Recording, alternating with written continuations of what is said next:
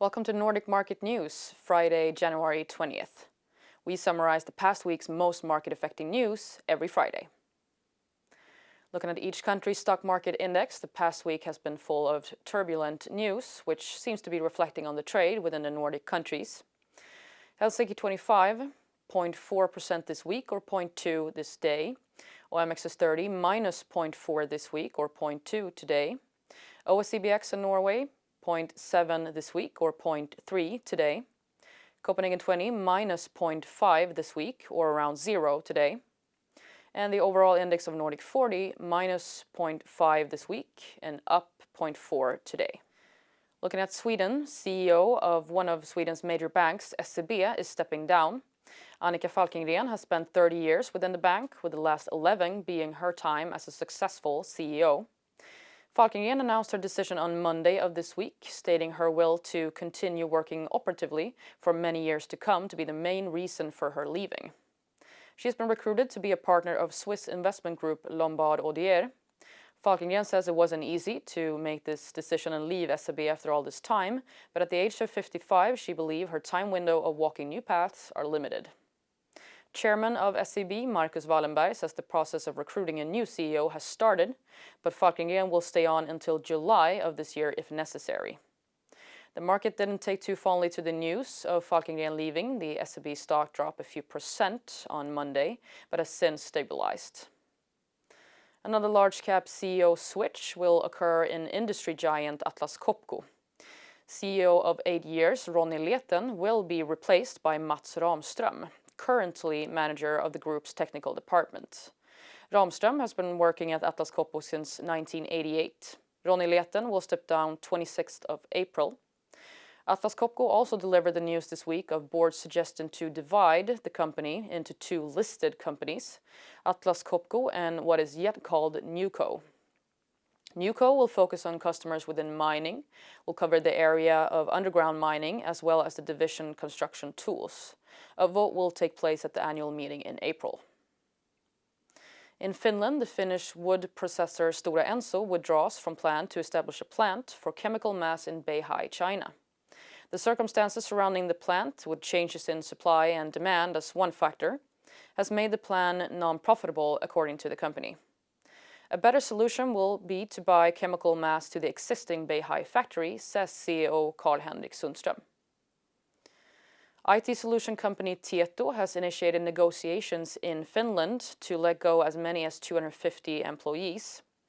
180 jobs is estimated to be cut within the area of technology services and modernization, and the remaining 70 in public healthcare and welfare as well as support. According to the company, the staff cuts is a result of the global Automet program, which started in 2015. Tieto will save around 40 million euro yearly due to the program and the cut in personnel. In Norway, investment company Aker SAA is considering to drop oil industry supplier Aker Solutions. Aker SAA owns more than a third of the supplier and are currently discussing options with Goldman Sachs, according to Bloomberg News. Aker Solutions stock has surged 70% in 12 months and is now accumulating a market cap of 11.4 billion Norwegian kroner.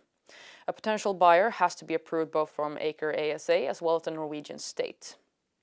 In the meantime, Nordea has decreased their recommendation for the supplier, and target price for Solutions is now 45 Norwegian kroner from previous 46, and the recommendation is hold from previous buy. Daily average production of oil in Norway in December was 2,094,000 barrels. This is a decrease of 60,000 barrels per day compared to the month before. In the meantime, Statoil has found a new oil and gas site northwest of the Norn field in Norskehavet. The site is estimated to hold 3 to 13 million cubic meters of oil equivalents, according to Norwegian Oil Directorate. Finally, in Denmark, telecom operator TDC is making plans to avoid being acquired by Telia. According to Swedish newspaper Daily Industry, or Dagens Industri, Telia is likely planning to acquire TDC. However, TDC market cap is 40 billion Swedish kroner. Such an affair has not previously been done before by a Swedish listed company. TDC is not liking the idea and the management plans to place a bid on Com Hem to dodge Telia.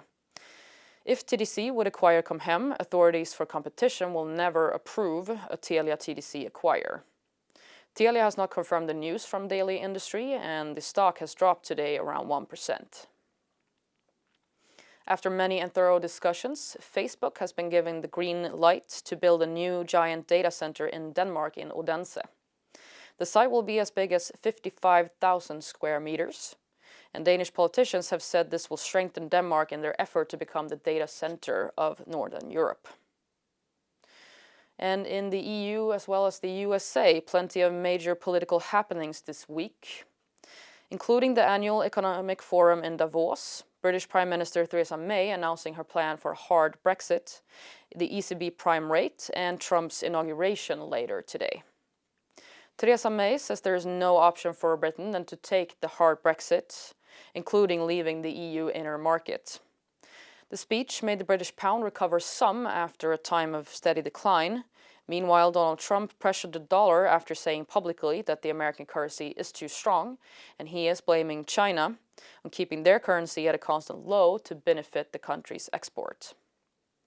Staying with Trump, the president-elect is scheduled to be inaugurated later on today, 5 p.m. local Swedish time, 6 p.m. in Finland. Current President Obama has held his final speeches, and one of his final decisions was to pardon military prisoner and whistleblower Chelsea Manning. Finally, after the European Central Bank meeting yesterday, Thursday, the prime rate has been left unchanged at 0%. That was the headlines for today's program. We will be back again next week with more Nordic news. Thank you for watching.